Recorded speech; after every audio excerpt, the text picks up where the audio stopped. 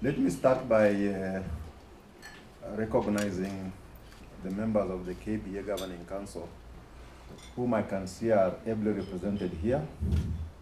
Let me also recognize the members of the KBA member bank CEOs who are either present in person or represented here today.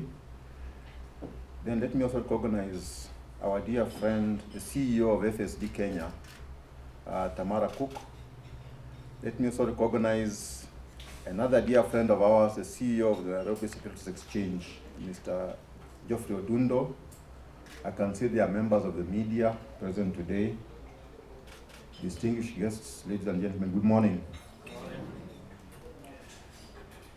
Let me, on behalf of the Kenya Bankers Association, take this opportunity to welcome you all to this 2023 edition of the Sustainable Finance Initiative Catalyst Award Ceremony. As the MC noted, I'm pleased to note that this is actually our 7th installment of this award ceremony since we had the inaugural edition in 2016. And indeed, we are grateful to our member banks and partners for sustaining this initiative, which has continued to offer an opportunity to recognize financial institutions that continue to drive a positive impact, not only on the economy, but the society and the environment through sustainable practices. And as you may be aware, this forum traces its origin back to the year 2015, when the banking industry committed to adopt sustainable finance initiative guiding principles, which were developed by the KBA Secretariat with the help of the working group. This commitment effectively reaffirmed the industry's focus on the need to look beyond financial returns, entrenching environmental and socioeconomic considerations in the design of the business models, the products, and the services.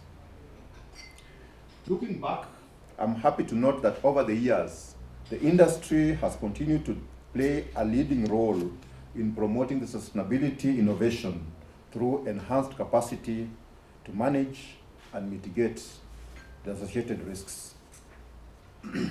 According to the State of the Sustainable Finance in Kenya's Banking Industry Report, which we published in the year 2020, 85% of the banks indicated that their credit policy ensures responsible and sustainable lending that promotes Kenya's sustainable economic development. In the same report, it was revealed that about 76% of the banks had integrated environmental and social management systems in their lending practices.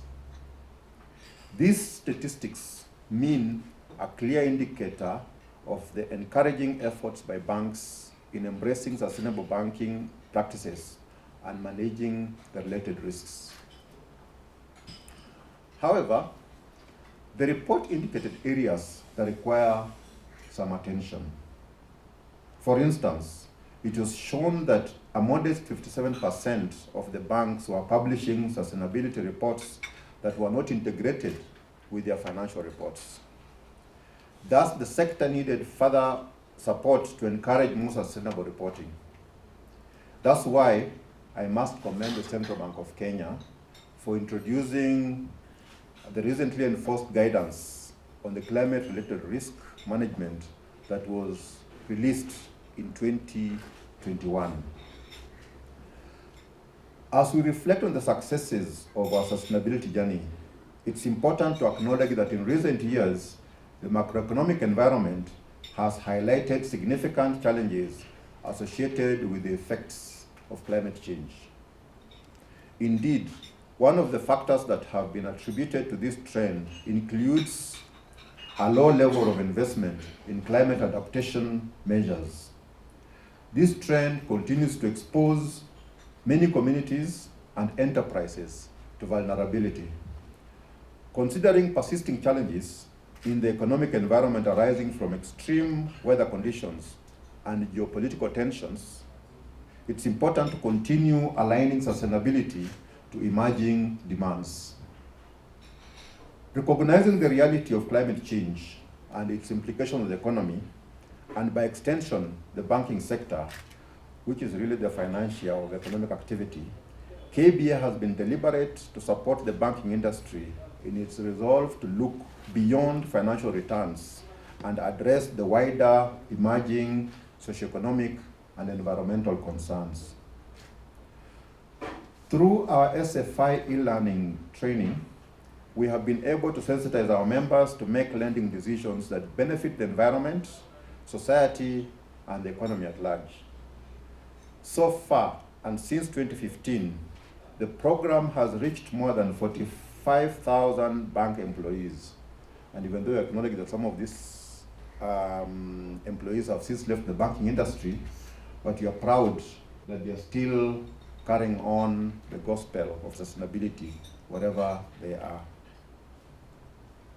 The training is grounded in our SFI guiding principles that are anchored on, among other areas, comprehensive risk management and enhancement of best governance and business practices. For these strides, we wish to thank FMO. FMO, by the way, is the Dutch Entrepreneurial Development Bank, and the DEG, which is a German equivalent, the German Investment Corporation, for their funding support that enables us to develop a comprehensive sustainable finance curriculum. Building on our sustainable finance initiative success, we also rolled out the Green Bonds Program, Kenya, in 2018 in partnership with a number of close partners, and this includes the Nairobi Securities Exchange, the Climate Bonds Initiative, FSD Africa, and FMO. Through the program, we supported the Capital Markets Authority to develop a framework to guide the issuance of listed and unlisted green bonds in the Kenyan market. The program set the stage for the issuance of the first green bond in East and Central Africa by Econ Holdings in 2019. The proceeds of the bond were allocated to construct 5,000 environmentally friendly, purpose-built student accommodation in Kenya. Under the Green Bond Program Kenya, KBA and its partners also managed to successfully advocate for tax exemptions on green bonds to incentivize more issuances. This is quite similar to what we have on the infrastructure bonds, where there are tax incentives that promote the demand for that particular paper.